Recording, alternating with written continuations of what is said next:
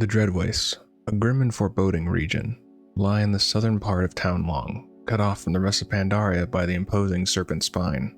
While it shares some resemblance to its northern counterpart, the Dreadwastes are shrouded in a malevolent energy, casting a dark gloom over the land. Shaw-corrupted soil stretches across the landscape, even breaching the Great Wall to taint the Valley of the Four Winds and drive a warpath towards the Gate of the Setting Sun. Here, the Mantid armies surge forth, relentless in their conquest, devouring all in their path. At the heart of this corrupted territory stands the Imperial Palace of the Mantid, aptly named the Heart of Fear. This dark stronghold is a monument to the Shah of Fear, which has ensnared the entire Mantid race through their empress, Shek'Zir. Under its malefic influence, the once mighty papyrus trees have been twisted by unstable energies, adding to the land's desolation. However, amidst the darkness, a glimmer of resistance remains. In the center of the wastes, one bastion of hope stands, the Ves, held by the Calaxi. These ancient keepers of Mantid culture openly rebel against the madness of their corrupted empress, striving to preserve their heritage and resist the Shah's insidious grasp. The Dreadwastes thus become a battleground not only between the Mantid and Pandaria, but also within the Mantid society itself, as the Calaxi fight to reclaim their legacy from the brink of annihilation. In the heart of the Dreadwastes lies the homeland of the Mantid, a fierce and relentless race commanded by the formidable Grand Empress Shek'Zir. From her throne, she directs an unending tide of Mantid warriors. Their numbers so vast they threaten to overwhelm the Shadowpan defenders stationed at the Serpent Spine. Traditionally, the Mantid have launched their swarms in regular, predictable cycles. However, this latest onslaught has arrived a decade earlier than expected, catching the Pandaren off guard. The cause of this premature swarm is not a newfound strategic brilliance from Shek'Zir, but rather a catastrophic upheaval within the Mantid society. The Empress has fallen under the dark influence of the Shah of Fear, her once ordered realm descending into chaos. Under her corrupted rule, the Mantid have embraced the Shah's malevolent essence, willfully tainting their sacred trees and the entire ecology of their homeland. Driven by a blind, consuming fear, Shek'Zir has plunged her entire empire into a ruinous warpath, endangering the very survival of her civilization. Yet not all Mantid have succumbed to this madness. The Calaxi, a group of elder Mantid, see the peril in Shek'Zir's reckless course. They understand that ravaging Pandaria is futile if it means surrendering their entire race to Shah corruption. The struggle within the Dreadwastes thus centers on the conflict between the mindless swarms loyal to Shek'Zir and the Calaxi, who strive to save their people from self-destruction. The turmoil is vividly illustrated in the region, highlighting both the overwhelming power of a full-scale Mantid swarm and the devastating effects of unchecked Shah influence. Amidst this chaos, the Stormstout family has arrived, determined to confront the Mantid threat head-on. They have allied themselves with the brewmasters of the Sunset Brew Garden, experts in crafting brews from the sap of native Kipari trees. Meanwhile, on the southern coast, the survivors of a shipwreck have established Soggy's Gamble, a makeshift village of huts. As the only anglers beyond the Serpent Spine, they are reaping the rewards of their unique position, adding yet another layer of complexity to the ongoing struggle in the Dreadwastes. Now, who are the Mantid? The Mantid are an ancient and highly evolved race of insect-like beings that have threatened the inhabitants of Pandaria since prehistoric times. Unlike a typical hive mind, their society, ruled by a queen, showcases individual sentience. This intelligence allows them to construct towering structures and master sophisticated weaponry, making them a formidable force. What sets the Mantid apart is their blend of individual cunning and collective ferocity. In single combat, a Mantid warrior is a deadly adversary, but when they swarm, they become an unstoppable tide of destruction. Each generation, Mantid young hatch in staggering numbers and surge across Pandaria, consuming everything in their path. The brutal cycle ensures that only the strongest return to their homeland. To defend against these relentless swarms, the ancient Mogu built a massive wall, the Serpent Spine, requiring every ounce of strength from Pandaria's defenders to keep the Mantid at bay. The Mantid's arsenal includes a lethal poison that gnaws through flesh and taints the blood, causing a slow and agonizing death if left untreated. Upon hatching, Mantid larvae are driven by two primal instincts, to kill and to feed. They turn on each other in a savage culling, ensuring only the strongest survive to maturity. Those who hatch during a swarm, known as the Swarmborn, are unleashed upon Pandaria, transforming the land into a battlefield of survival and devastation. Amber is the lifeblood of Mantid society, intricately woven into their architecture, art, and technology. Harvested from the magnificent Kapari amber trees, this precious material is shaped by skilled ambersmiths into razor-sharp blades and formidable weapons. In times of great need, revered Mantid heroes were preserved within amber, awaiting the moment to rise again.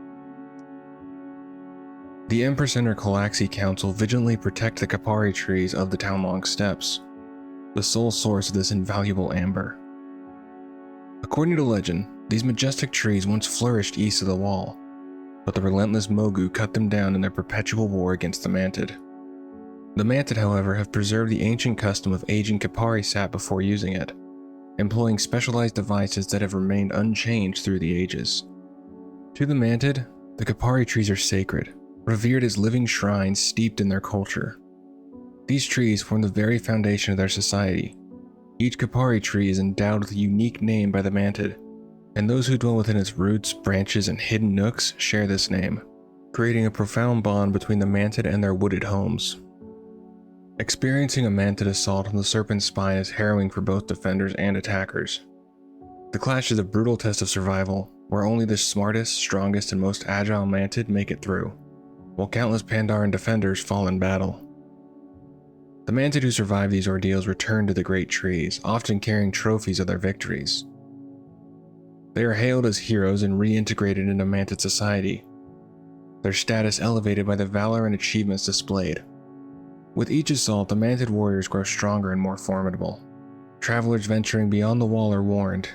Any Mantid encountered there is a battle-hardened veteran, worthy of both fear and respect.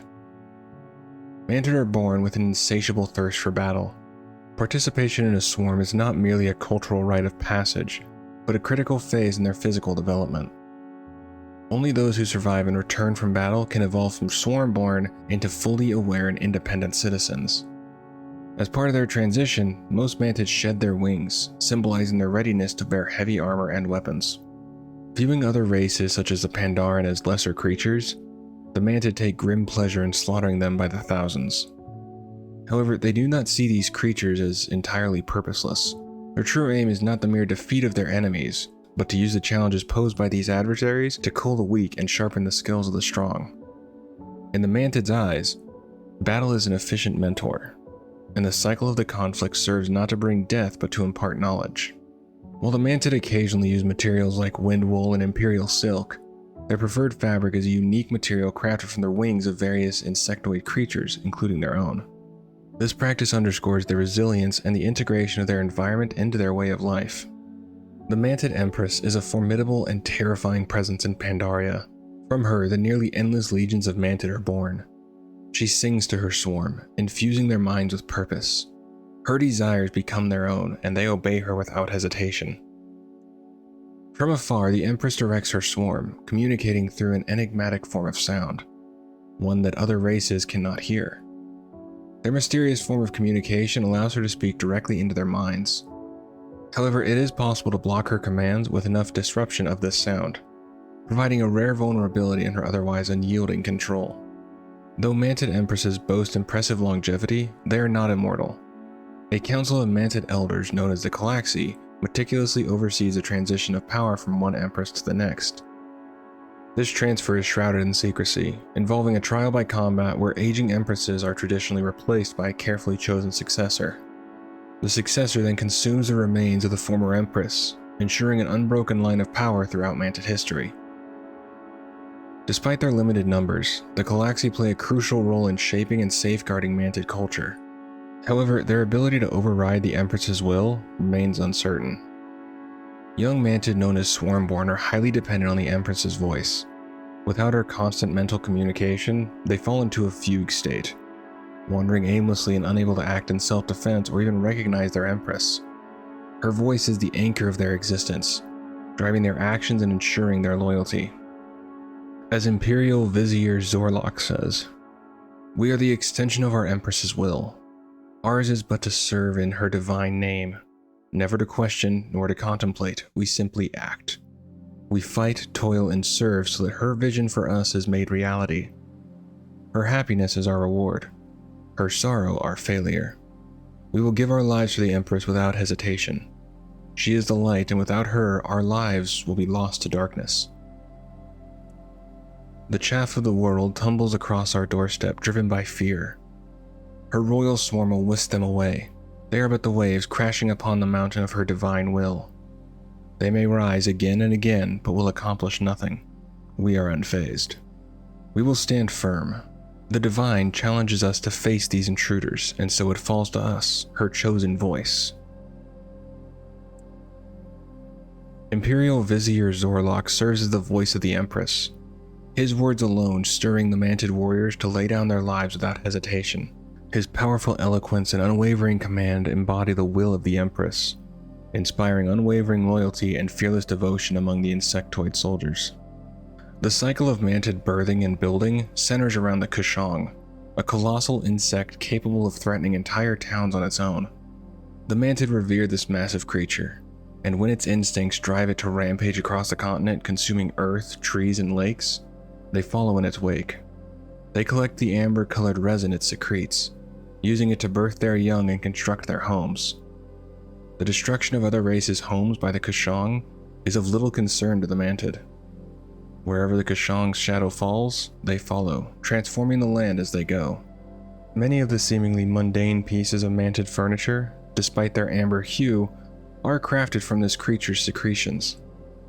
This remarkable material, both resilient and versatile, is a testament to the deep bond between the Mantid and the mighty Kushong, shaping their society and their environment.